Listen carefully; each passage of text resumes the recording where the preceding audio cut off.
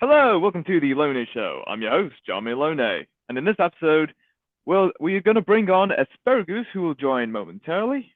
As for our guest, he is from LA, and he works in consultation or consulting rather, whatever works. But yeah, we're going to discuss more about that because, ladies and gentlemen, I give you Jason Cheftel. I think that's right. Yeah, that was very well done. Usually people get that wrong. Oh, okay, that's pretty cool. So, how's life? Well, Jame, life is good for me, but when I look around the world, I think everybody's kind of feeling like things are a bit odd, a bit dicey, a bit worrisome. And that's kind of a lot of what I focus the consulting and other things I do on is trying to give some people some context for kind of what's going on because it's suddenly the world seems a lot more dangerous, frightening, out of control than normal. So we kind of need to get a bit of a handle on it, right? Hmm. Absolutely. And what you been up to recently? I just about basically just published a big article. It's about China and the massive space race going on. It's cool stuff. It's about going to the moon and building space stations and rockets and new rocket technologies and stealing rocket technologies and trying to keep up all sorts of stuff like that and that stuff. And then I got other stuff going on. And then in my personal life, I'm about to move to a new apartment, which is very cool. Maybe in 5 weeks. Excited about Cool. that. And yeah, about to actually go on a long, not a long, but a nice road trip to New Mexico in sort of the Southwest United States, which will be very cool too. What about you? Oh, I'm just chilling, just relaxing, uh, doing like acting coursework in recent weeks, just like getting ready for next year. Also looking for student accommodations and whatever. And yeah, life is going pretty great. And of course, social media posting the same old. And also doing another podcast called the Team Sketch Podcast with a guy from Scotland and two other Americans from New York and somewhere in Alabama. So that's going great. Oh yeah, that sounds very eclectic and dynamic. The group of people you put together. Oh yes, absolutely. So what was life for you growing up? Life for me was pretty similar, I would say, to a lot of people who grew up in the United States during the 1990s, 2000s, sort of end of the 20th century, start of the 21st century. And I think we always kind of forget how special and rare a time that really was. So you go back like 1919, 1890, times like that, go back 100 years, and the world looked really different.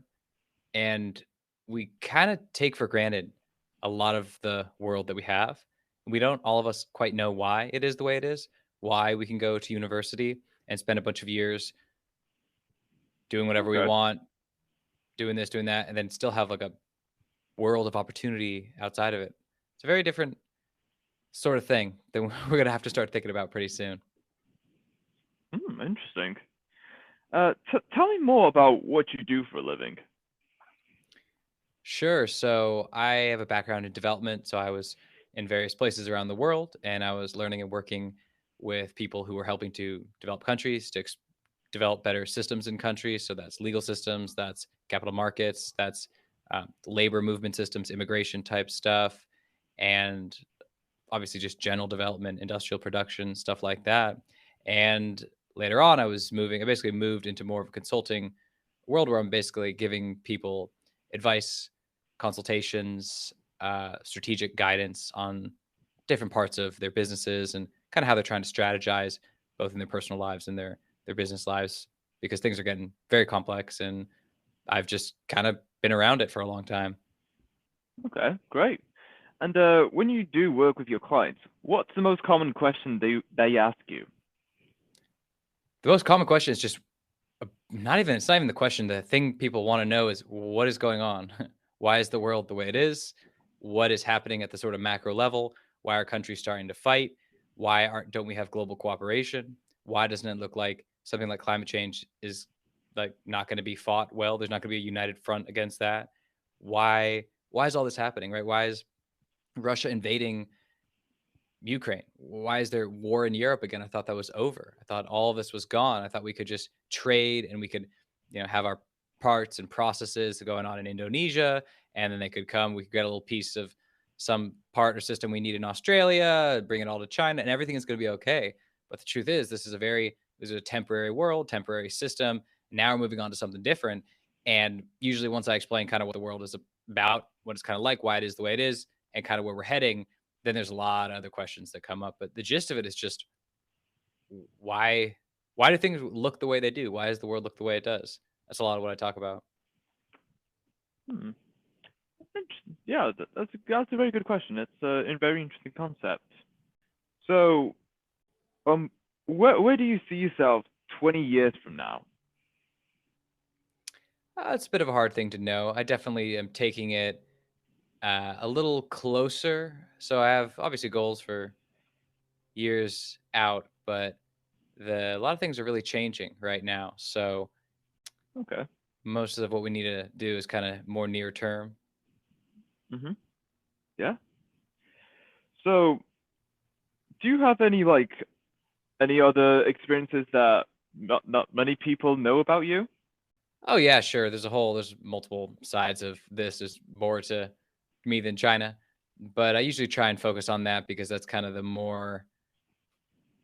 more of the pertinent, relevant stuff, right? We all have parts of ourselves that aren't displayed, or honestly, we all have parts of ourselves that are so, and we're all so complex, and there's so many parts to us that we can almost get lost just trying to figure out who each person is. I kind of feel like we put up a simple front for whoever everyone is. We kind of imagine what they are because that just makes it way easier to kind of deal with them. If you start giving people all sorts of different pieces of yourself, it can almost just become hard to know who they are. Kind of weird, right? You'd think that if you tell people more about yourself, that they feel more comfortable, but often they actually feel more overwhelmed or more confused. You're suddenly less of a single person and more of a complex, multifarious sort of person. Very weird thing. Mm-hmm. Yeah. Have there been any interesting people that you've met throughout your whole life? God, yeah, I've been really privileged to meet amazing people all over the world. And what's really cool now is that you can meet people and talk to them and kind of develop networks, not even networks, which feel so staid, but just connections everywhere, all over the world. You can do this. The two of us are talking in basically on other sides of the world right now, and you never know where it's going to go. It's weird because at the same time, we've also been confined and we haven't been able to get the same amount of personal, in person contact. But the potential for all these other connections are enormous.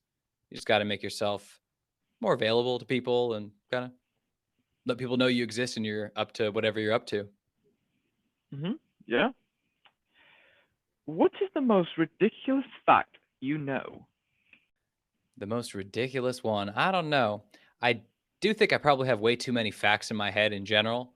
It's almost not a good thing. I actually did recently think a wrong fact. I thought the word factotum was somebody who just has endless facts inside of them. They like collected a bunch of facts and they were like a factotum, like a giant totem pole of facts. That was totally wrong. I actually can't remember what the actual meaning of that word was, but it was completely different from what I had said it was. So that's definitely a weird fact I thought was right, but turned out to be very, very wrong. Hmm. Okay. Cool. Uh, do you travel often?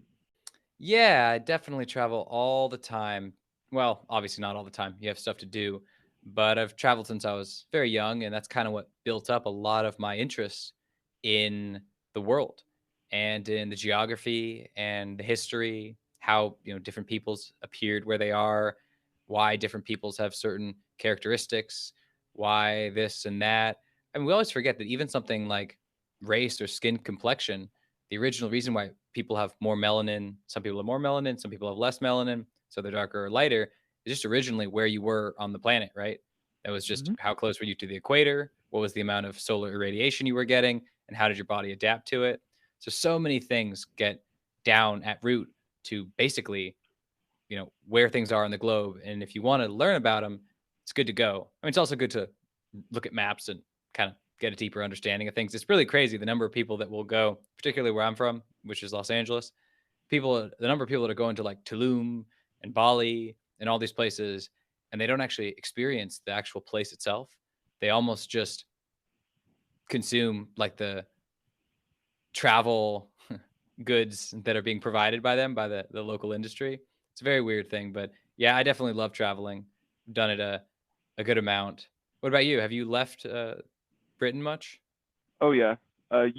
Every summer, I always go down to Brazil to visit my family in Goiânia, Brasilia, and maybe sometimes like a couple of places in Sao Paulo and Uberlândia, Caldas Novas.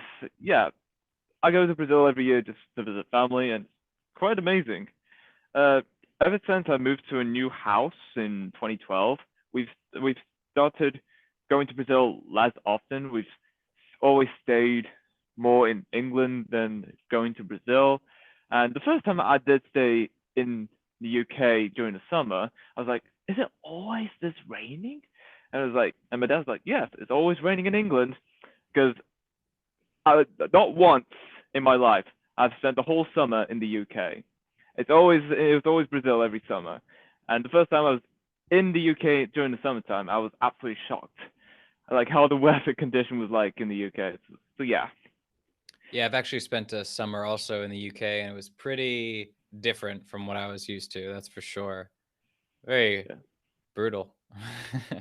Brutal when you're from, I guess, sunny, beautiful parts of South America or the Western United States. Very different. Oh yeah, absolutely. And especially the rainfall. Every day is always rain. Monday rain, Tuesday rain, Wednesday rain, Thursday rain, Friday maybe sunshine, but mostly rain, and then Saturday rain, and so on and so forth. Only 5 days throughout the year. It's always sunny, guarantee. But other than that, it's all rain where I'm from. It's yeah, it does get depressing at times, but you get used to it. So where else have you traveled? Is there anywhere you want to travel? Really? Like in a deep way? Well, I do like to go. I do like to go somewhere in the Mediterranean, like to a beach resort. In fact, this year I'm going back to Brazil to visit the family, but this time we're planning to stay a little longer than usual. The longest I've stayed in Brazil throughout the summer was like 4, 5 weeks. So this year, my family's planning to stay 7 or 8 weeks, so that's like nearly 2 months.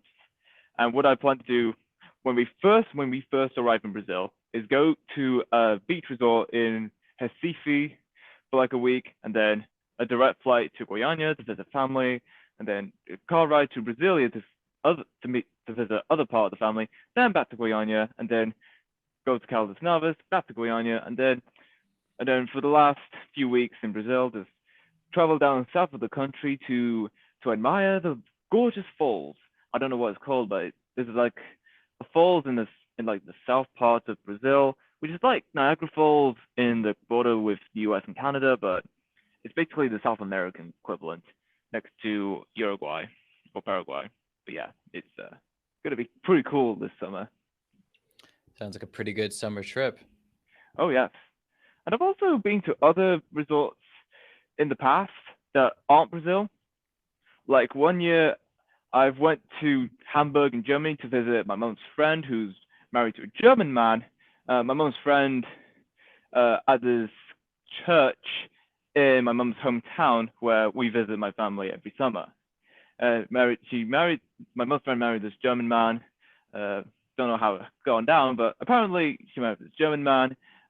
Decided to move to Hamburg, and yeah, one summer I just went to Hamburg, Germany, with my family to visit my mom's friend, and then afterwards we went to Copenhagen in Denmark, and then we just went home. And then, but the summer after that, I went. We spent like a whole week in Croatia on the island of Hvar, but it's pronounced Hua. But yeah, Croatia was being it was a beautiful experience, really, of all the palm trees and the Mediterranean style architecture. It's absolutely amazing in Croatia. It's great. Yeah, I had a friend who, God, it was after university.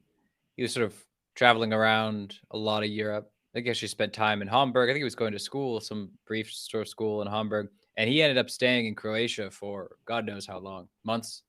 He just was working and working at some hotel, falling in love with someone at some hotel, worked for a bit, then didn't eventually pan out, and there's a whole saga. But yeah, he loved it. Makes sense. Everyone says it's pretty beautiful. Oh yes, absolutely.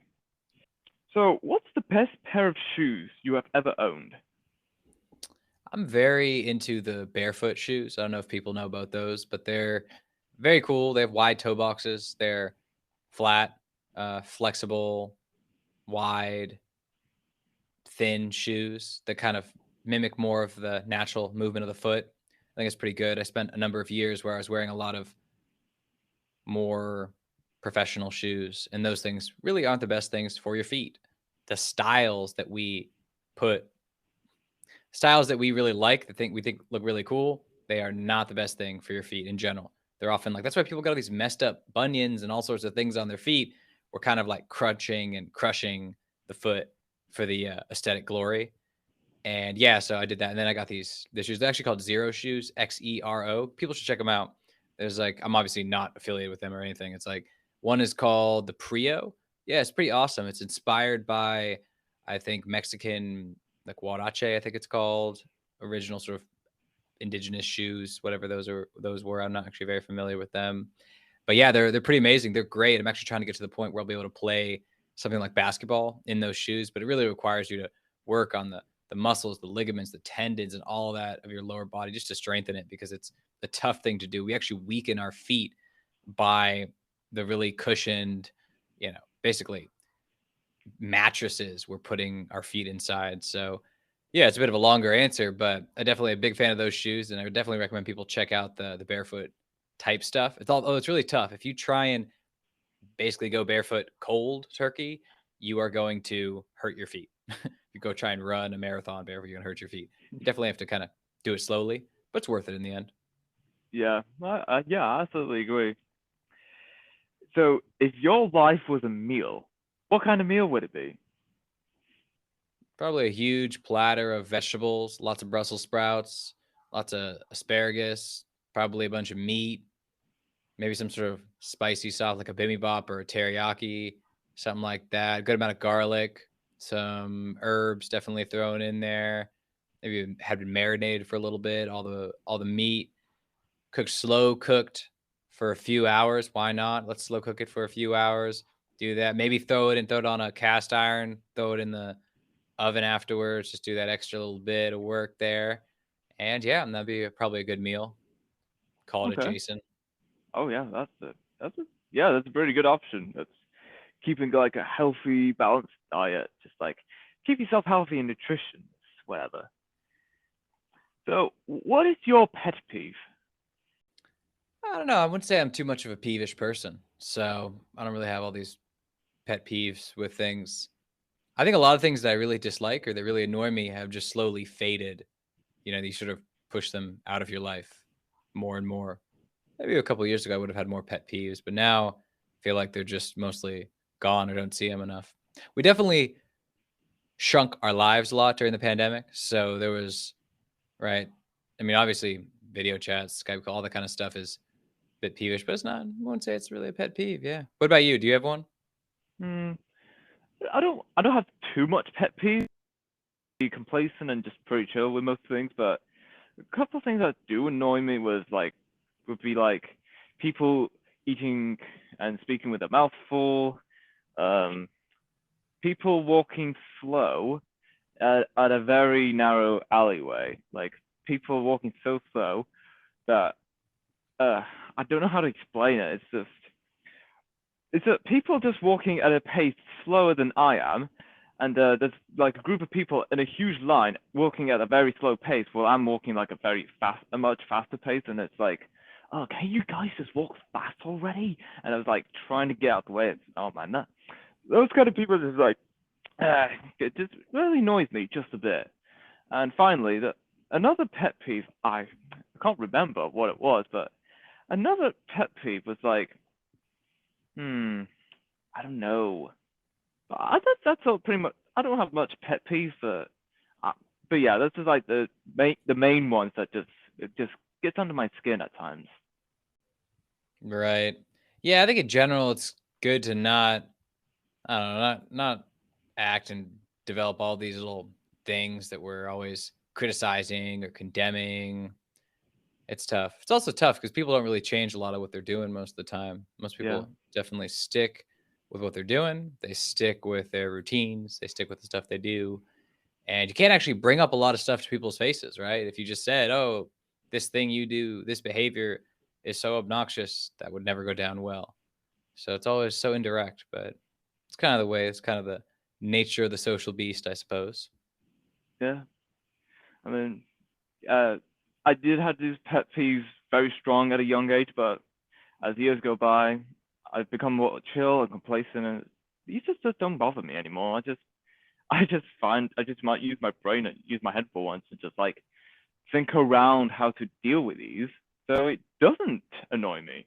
So I've pretty much built a pretty positive mindset and just work away around not getting mad or annoyed or whatever. It's a pretty good habit for me to have. I think so. I think so. Would you consider yourself to be an extrovert or an introvert? I'd say a little bit of both. Yeah, I'd say so myself. I don't mind socializing with people, but there are times it's just like, I just want to like chill, whatever, just relax, stay away from people, just like go just a couple of days and then afterwards just go back to socializing and the thing and it just repeats over and over and over again. Hmm. If you were to open up another business, what kind of business would it be? I'm not sure. I always have a lot of ideas kind of cooking up in that sort of realm, and uh, there's actually a lot of things that I'm kind of planning on doing or thinking about, but it's hard to know exactly which one. A lot of it's going to depend on the way things are going. Okay, that's cool.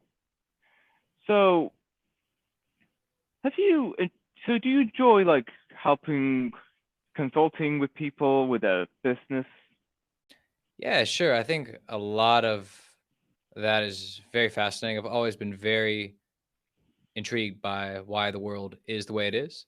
And I think it's just very valuable information, and a lot of people really appreciate it, and it really helps them with some of their issues. Okay, great. What bad habits do you want to get rid of? I've actually gotten rid of most of my bad habits recently. So I think on that one, I'm actually pretty good for a while. A lot of my bad habits have been culled recently. I say that, but we'll see. I'll probably find a new one pretty soon. Okay, I respect that. Good for you. So, what do you disagree with most frequently? Probably stuff about China and kind of what's going on in the world. That would make the most sense. Yeah. Okay, fair enough. I respect that.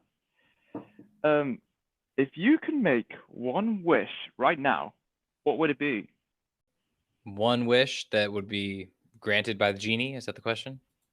Yeah, if you have one wish and it could be anything, what would it be? I'm not sure. I think I'm pretty far from asking for wishes to be granted. So I'm actually not sure. I think it's, yeah,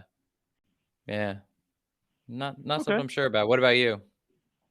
Um, well, the first thing that I would ask for is like, I don't know, like £1 million and just donate one half to charity and use the other half, invest in the stock market so I can make more money. And then once I've gained enough profit from big enough profits from that, take half of that out and donate that to charity and repeat the same process over and over again, producing and profiting more money from the stock market and just donate back and forth. Because one promise that I made to myself when I was in high school, if I was to become a millionaire or billionaire, I would use whatever money I wouldn't need and just donate that to charity, and not just one charity. I diversify the kinds of charities that I'm donating for.